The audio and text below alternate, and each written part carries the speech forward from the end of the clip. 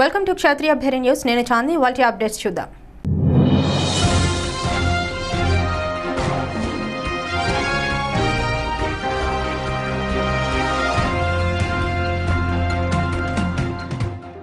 దేశంలో నల్లధనాన్ని అంతమొందించేందుకు ప్రభుత్వం తీసుకున్న పెద్ద నోట్ల రద్దుకు నిర్ణయానికి మద్దతుగా నిలిచిన అందరికీ కృతజ్ఞతలు తెలుపుతున్నానని కేంద్ర ఆర్థిక శాఖ మంత్రి అరుణ్ జైట్లీ పేర్కొన్నారు. న్యూఢిల్లీలో ఏర్పాటు చేసిన మీడియా సమావేశంలో మాట్లాడుతూ ప్రజలకు అవసరమైనంత currency reserve bank of India RBI వద్ద అందుబాటులో ఉందన్నారు. కొత్తగా ముద్రించిన 500 నోట్లు పెద్ద ఎత్తున చలామణిలోకి రానున్నట్లు తెలిపారు.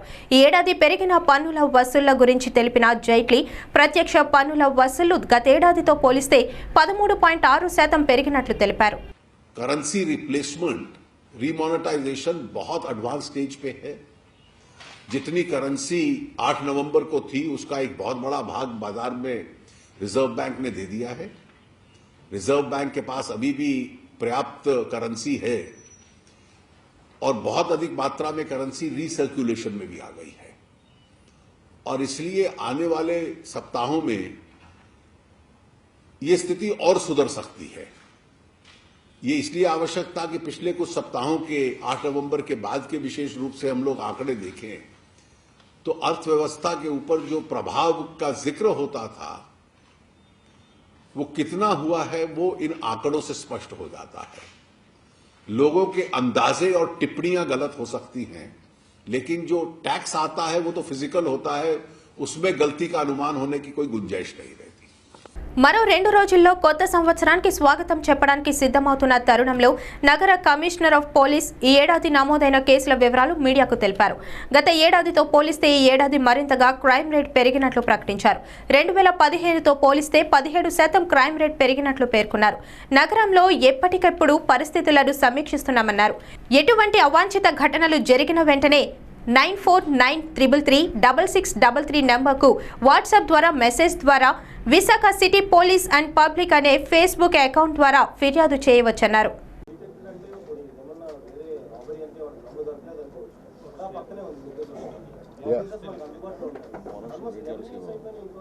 నెగ్లిజెన్స్ ఉంది, అదే చెప్తున్నాను కదా. ఇప్పుడు అన్నీ కూడా మనం అన్నీ ఎక్కడెక్కడ ఏం లోపం ఏంటంటే పంచనామాలు ఇవి రాసేటప్పుడు మన వాళ్ళు స్టాక్ విట్నెస్ ఎవరిని పెట్టేస్తారు. At the time of deposing in court, they normally turn hostile. తర్వాత కొంత దాంట్లో 35 1 minute I'll come to you. 35 lakhs తర్వాత నిన్న టాస్క్ ఫోర్స్ వాళ్ళు మీరు పట్టుకుని 30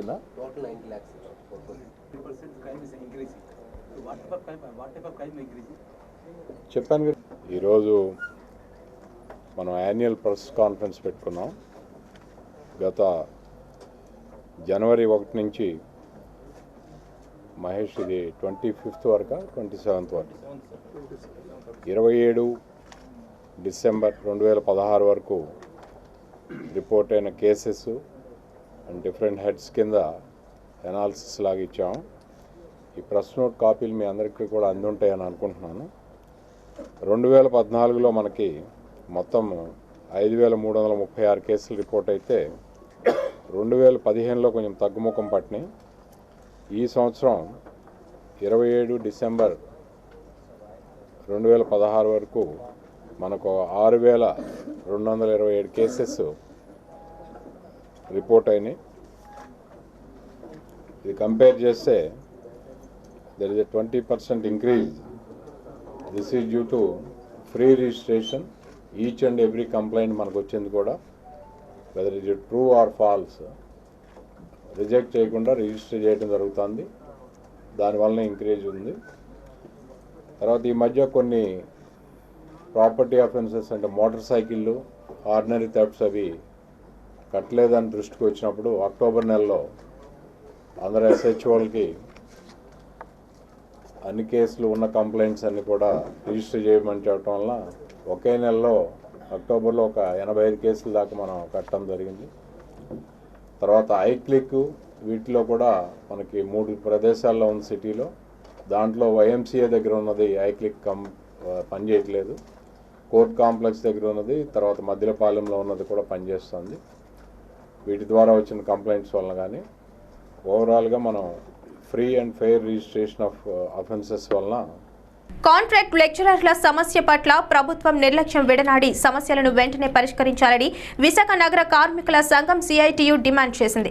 సమస్యల పరిష్కారం కోసం వేసిన మంత్రివర్గ ఉపసంఘం సమస్యను పరిష్కరించకుండా సమ్మె చేస్తున్న అధ్యాపకులపై నిర్బంధం ప్రయోగించడం కార్మిక సంఘాలు తీవ్రంగా ఖండిస్తున్నాయన్నారు.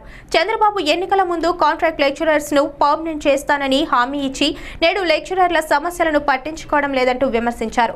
నేడు సిఐటియు ఆఫీసులో జరిగిన రౌండ్ టేబుల్ సమావేశంలో ప్రభుత్వ రంగ పరిశ్రమల ట్రేడ్ యూనియన్లు కార్మిక సంఘాలు లెక్చరర్ల సమస్యలను వెంటనే పరిష్కరించాలని రాష్ట్ర ప్రభుత్వాన్ని డిమాండ్ చేశాయి. సమస్యలను పరిష్కారం చేయకపోతే కార్మిక సంఘాలన్నీ ప్రత్యక్ష ఆందోళనకు దిగాల్సి వస్తుందని ప్రభుత్వాన్ని హెచ్చరించారు. ప్రభుత్వ కాంట్రాక్ట్ లెక్చరర్స్ 26 రోజుల నుంచి నిరవధిక సమ్మె చేస్తున్నారు. రాత్రింబవళ్ళు కూడా కలెక్టర్ కార్యాలయాల దగ్గర అన్ని జిల్లాల్లో కూడా 4,000 మంది ఈరోజు పడిగాపులు కాస్తున్నారు. వారికి ఒక సబ్ కమిటీ నియమించడం అనేటువంటి జరిగింది. వారి సమస్య పరిష్కరిస్తామని హామీ ఇచ్చారు. సబ్ కమిటీతో జరిగిన చర్చల సందర్భంగా కూడా వీరి సమ్మె చాలా న్యాయసమ్మతమైందని, దీని పరిష్కారానికి తప్పకుండా రాష్ట్ర ప్రభుత్వం సంపూర్ణంగా సహకరిస్తామని చెప్పారు. కానీ దానికి పూర్తి భిన్నమైనటువంటి పద్ధతిలో ఈరోజు ప్రభుత్వం వ్యవహరిస్తుంది. మొన్నటి నుంచి మిమ్మల్ని 28వ తేదీలోపు డ్యూటీలో చేరకపోతే ఎందుకు మిమ్మల్ని ఉద్యోగాల నుంచి తొలగించకూడదని షోకాజులు ఇచ్చారు. హీనమైన చర్య, తొలగించే విధంగా డిస్మిస్ చేస్తామని నిర్ణయం తీసుకోవడం అనేటువంటి అతి హీనమైనటువంటి పద్ధతి. అందుకని అట్లాంటి పద్ధతులకు ఈరోజు రాష్ట్ర ప్రభుత్వం దిగజారడం అనేది రాష్ట్ర విద్యాశాఖ మంత్రి సిగ్గుపడాలి. అట్లాంటి విధానాలు ఆంధ్రప్రదేశ్లో పాటిస్తున్నందుకు కొత్త రాష్ట్రం విడిపోయిన తర్వాత చేపట్టినటువంటి పద్ధతులన్నీ కూడా కార్మికులకు వ్యతిరేక విధానాలని, అట్లాగే ఈరోజు కాంట్రాక్ట్ లెక్చరర్స్కి వ్యతిరేకంగా ఉండేటువంటి విధానాన్ని చేపట్టడం అనేది రేపు ఎవరు సమ్మె చేసినా వాళ్ళకి ఇట్లాంటి హెచ్చరికని. అందువల్ల యావత్ కార్మిక వర్గం కూడా కాంట్రాక్ట్ లెక్చరర్స్కి అండగా నిలబడుతుంది. వాళ్ళకు అండగా అవసరమైతే వారి పోరాటంలో ప్రత్యక్షంగా పాల్గొనడానికి కూడా రాష్ట్రంలో లక్షలాది మంది కార్మికులు, యావత్ ఉద్యోగులు అందరూ కూడా వారికి సహకరిస్తారు. రేపు ఈరుకు జరిగినటువంటి పరిస్థితి ఎవరికైనా జరుగుతుంది. 4 లక్షల మంది ఈరోజు కాంట్రాక్ట్ అవుట్సోర్స్లో రాష్ట్ర ప్రభుత్వం యొక్క 60 డిపార్ట్మెంట్లో పనిచేస్తా ఉన్నారు. వాళ్ళ యొక్క భవిష్యత్తు ఏమిటి రేపు అని అడుగుతున్నాం. ఆటో కార్మికులపై ట్రాఫిక్ పోలీసులు, ఆర్టీఓ, ఆర్టీసీ అక్రమ కేసులు, అపరాధ రుసుములు వసూలు తక్షణమే ఆపాలని విశాఖ ఆటో రిక్షా కార్మిక సంఘం సిఐటియు ప్రభుత్వాన్ని డిమాండ్ చేసింది. జగదాంబ సిఐటియు కార్యాలయంలో ఆటో కార్మికులు విస్తృత సమావేశం జరిగింది. ఈ సందర్భంగా యూనియన్ నాయకులు మాట్లాడుతూ ఆటో కార్మికులు ప్రజలను, ప్రయాణికులను సురక్షితంగా గమ్యస్థానాలకు చేర్చడంలో ప్రముఖ పాత్ర నిర్వహిస్తున్నారన్నారు. స్వయం ఉపాధితో కుటుంబాలను పోషించుకుంటూ ప్రజలకు సేవ చేస్తున్న ప్రభుత్వం వీరికి ఎటువంటి రక్షణ కల్పించడం లేదన్నారు. ఆటో కార్మికులపై దాడులు ఆపాలని, లేదంటే పెద్ద ఎత్తున విశాఖ నగరంలో ఆటో కార్మికులందరినీ ఐక్యం చేసి పోరాడతామన్నారు. నా పేరు సత్యనారాయణ అండి, విశాఖ ఆటో రిక్షా కార్మిక సంఘం హానరబుల్ ప్రెసిడెంట్.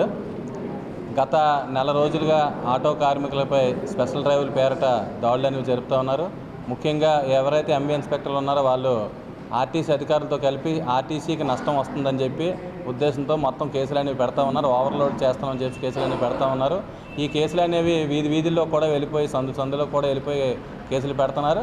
ముఖ్యంగా రికార్డులు లేవన్న దాని మీద కారణం. ఆ రికార్డులు లేకపోవడం గల కారణం కూడా ఆర్టీఓ అధికారులను మేము ఖచ్చితంగా చెప్పగలం. ఎందుకంటే నగరంలో మీటర్తో సంబంధం లేకుండా ఈరోజు వ్యాపారం జరుగుతుంది. ఆటో వాళ్ళకి మీటర్ మీద ఎక్కి ప్రయాణికులు లేరు. అయినప్పటికీ కూడా మీటర్ ఉంటే కానీ ఫిట్నెస్ సర్టిఫికేట్లు ఇవ్వని చెప్పేసి ఆర్టీఓ అధికారులు ఆపేయడం మూలంగా ప్రతి ఆటో కార్మికుడు కూడా ఫిట్నెస్లు అనేవి చేసుకోలేకపోతున్నారు. దీని మూలంగా రికార్డులు అనేవి ఉండట్లేదు. ఆ మీటర్తో సంబంధం లేకుండా ఫిట్నెస్ సర్టిఫికేట్ ఇచ్చినట్లయితే ప్రతి ఒక్కరు కూడా రికార్డులు అన్నీ కూడా అప్డేట్ చేసుకోవడానికి సిద్ధంగా ఉన్నారు. ఆర్టీసీ అధికారులు ప్రత్యేకంగా చూపిస్తున్నారు. ఇలా ఈ బండిలో 4 ఉన్నారు, ఆ బండిలో 5 ఉన్నారని చెప్తుంటే 4-5 ఉన్నారని కూడా ఓవర్లోడ్ కింద కేసులు రాసి మొత్తం దాదాపు ఏ బండి పట్టుకున్నా సరే కనీసం మినిమం 6-7 వేల రూపాయలు పైబడే కేసులు రాయడం జరుగుతుంది. కోవాడ అణు విద్యుత్ కర్మాగారాన్ని అవసరమైన భూ కేటాయింపుల్లో నిబంధనలకు విరుద్ధంగా వ్యవహరిస్తున్న కలెక్టర్పై చర్యలు తీసుకోవాలని సిపిఐ రాష్ట్ర కార్యదర్శి సభ్యులు సిహెచ్ నరసింగరావు డిమాండ్ చేశారు.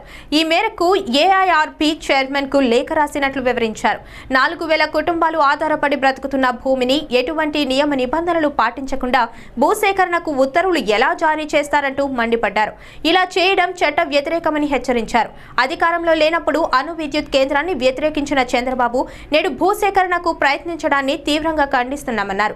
ప్రజాభిప్రాయ వ్యతిరేక చర్యలకు పాల్పడితే ప్రజలు, ప్రజా సంఘాలు, రాజకీయ పార్టీలు కలిసి ఐక్య ఉద్యమాన్ని చేపడతామంటూ హెచ్చరించారు. భూసేకరణ అక్రమంగా స్థల ఆమోదం లేకుండా అలాగే ప్రొసీజర్కి భిన్నంగా చేసేటువంటి పద్ధతిలో జిల్లా కలెక్టర్ వ్యవహరిస్తున్నందువల్ల ఆ కలెక్టర్ మీద తక్షణం చర్య తీసుకోవాలని శ్రీకాకుళం జిల్లా కలెక్టర్ మీద ఆటోమిక్ ఎనర్జీ రెగ్యులేటరీ బోర్డుకి నిన్న ఫిర్యాదు చేయడం అనేటువంటి జరిగింది. దాన్ని మీకు జత చేశాం. వాస్తవంగా ఇంతవరకు ఇటువంటి దరఖాస్తు చేయలే. దీన్ని ఆటోమిక్ ఎనర్జీ రెగ్యులేటరీ బోర్డు కేంద్ర ప్రభుత్వ ఆధ్వర్యంలో నడిచేటువంటి వీరి ద్వారా మాకు సమాధానం ఇవ్వడం అనేటువంటి జరిగింది. రైట్ టు ఇన్ఫర్మేషన్ యాక్ట్ ప్రకారం నేను దరఖాస్తు చేసినటువంటి దీనికి ఇంతవరకు సామాజిక ప్రభావం అనేటువంటి దాన్ని కూడా పూర్తి అధ్యయనం చేసి దాన్ని NPCIL nuclear power corporation of India limited వారు కోవాడ అణు విద్యుత్ కేంద్రాన్ని నిర్మించాలి. వారి నుంచి ఎటువంటి దరఖాస్తు అనేటువంటిది రాలా. ఆ విషయాన్ని ఇందులో స్పష్టంగా వారు తెలియజేయడం రాయడం అనేటువంటిది జరిగింది. అందువల్ల ఇంతవరకు దరఖాస్తే లేకుండా దరఖాస్తు చేసిన తర్వాత మాత్రం వారు ఒక కమిటీని వేస్తారు, సైట్ సెలక్షన్ కమిటీ అనేది. ఆ సైట్ సెలక్షన్ కమిటీ ఎక్కడ స్థలం సరైనటువంటిది, భూకంపాలు రాకుండా ఉండాలి, వాతావరణం పరిస్థితి సక్రమంగా ఉండాలి, ఇట్లాంటి వాటన్నిటిని కూడా సముద్రానికి లో ఉండేటువంటి పాయ నుంచి సక్రమంగా క్రీక్ సరైనటువంటిదిగా ఉండాలి, ఇట్లాంటివన్నింటినీ కూడా ఆ స్థల కమిటీ పరిశీలించిన తర్వాత వారు ఎక్కడ అణు విద్యుత్ కేంద్రం ఏర్పాటు చేయాలనేటువంటి నిర్ణయం తీసుకుంటారు. కానీ అట్లాంటిది ఏమీ చేయకుండా ముందు స్థలాన్ని సేకరించేటువంటి పని చేయడం తప్పు. ఇది చట్ట వ్యతిరేకం. అందుకని శ్రీకాకుళం జిల్లా కలెక్టర్ మీద చర్య తీసుకోవాలని AERBకి నేను ఫిర్యాదు చేయడం అనేటువంటి జరిగింది. దాని ప్రకారం చర్య తీసుకోవాలని చెప్పేసి మేము కోరుతా ఉన్నాం. అందువల్ల అణు విద్యుత్ అనేటువంటిది అత్యంత ప్రమాదకరమైంది. ఈరోజు కూడా దాన్ని ఎవరు కూడా కాదండం లేదు. అణు విద్యుత్ ఎంత ప్రమాదకరమైందంటే కోవాడలో కానీ అణు విద్యుత్ కేంద్రం నిర్మిస్తే 175 కిలోమీటర్లు కాకినాడ వరకు, అట్లాగే ఉత్తరాన ఛత్రపూర్ ఒరిస్సా వరకు కూడా దీని యొక్క అణుధార్మిక అనేటువంటిది వ్యాపిస్తే జీవకోటికే తీవ్రమైనటువంటి ముప్పు అనేటువంటిది ఏర్పడుతుంది అనేటువంటి శాస్త్రజ్ఞులు చెబుతున్నటువంటి శ్రీచక్ర పూజతో సకల సౌఖ్యాలు సిద్ధిస్తాయని కామాఖ్యామృతం మిషన్ కార్యదర్శి ప్రసన్న కుమార్ అన్నారు. నేడు విశాఖ ప్రెస్ క్లబ్లో ఏర్పాటు చేసిన మీడియా సమావేశంలో మాట్లాడుతూ రేపు నిర్వహించబోయే సిరిజ్యోతి పూజ విధి విధానాలు వివరించారు. అందరికీ సకల సౌఖ్యాలు కలగాలని కోరుకుంటూ సువిధ సౌజన్యంతో కార్యక్రమాన్ని నిర్వహిస్తున్నట్లు తెలిపారు. అమృతానందనాథ సరస్వతి అభిలాషను ముందుకు తీసుకువెళ్లాలని చేస్తున్న చిరు ప్రయత్నమే కామాఖ్యామృతం మిషన్ అన్నారు. 2017 నూతన సంవత్సరంలో ఆరంభం అమ్మవారి పూజతో చేసుకుని భక్తులందరికీ కూడా సకల ఆరోగ్యాలు కలగాలని కాంక్షిస్తూ కామాఖ్యామృత మిషన్ వారి ఆధ్వర్యంలో 54 అడుగుల శ్రీచక్రాన్ని భూమి మీద గీసి 9 రకాల పువ్వులతో అలంకరించి చుట్టూ 108 దీపాలు పెట్టి వచ్చిన భక్తులందరితో శ్రీచక్రానికి చేసే పూజ పేరు సిరిజ్యోతి అని పిలుస్తారు. ఈ సిరిజ్యోతి పూజ చేసుకోవడం వలన పాల్గొన్న భక్తులందరికీ కూడా ఆయువు, ఆరోగ్యం, ఐశ్వర్యం లభిస్తాయి. ఈ శ్రీచక్రం పూజ ఎక్కడైతే చేస్తామో ఆ పూజలో పాల్గొన్న భక్తులు ఎంతమంది వస్తారో అన్ని రెట్ల శక్తి ఉద్భవిస్తుంది. వచ్చిన భక్తులందరిలోకి శ్రీచక్రంలో ప్రాణప్రతిష్ఠ చేసేటప్పుడు వారిలో కూడా 7 చక్రాల్లోని పంచభూతాల సాక్షిగా అమ్మవారి తాలూకా ప్రాణశక్తుల్ని వాళ్ళు ఆవాహన చేసి చివరిన పూజ పూర్తయిన తర్వాత ఆ అమ్మవారిని అందరిలోకి తిరిగి మనం వినాయక పూజలు చేసుకునేటప్పుడు ఎలా అయితే నిమజ్జనం అంటామో అమ్మవారిని మనలోకి తీసుకుంటాం. ఇందువలన పూజలో ఎంతమంది పాల్గొన్నారో అన్ని రెట్ల శక్తి ప్రతి భక్తుడికి ఆ పూజ జరిగిన ప్రదేశానికి ప్రకృతికి కూడా లభిస్తుంది. 30వ తారీఖు సాయంత్రం 4 నుంచి 7 గంటల మధ్యలో పూజ నిర్వహించబడుతుంది.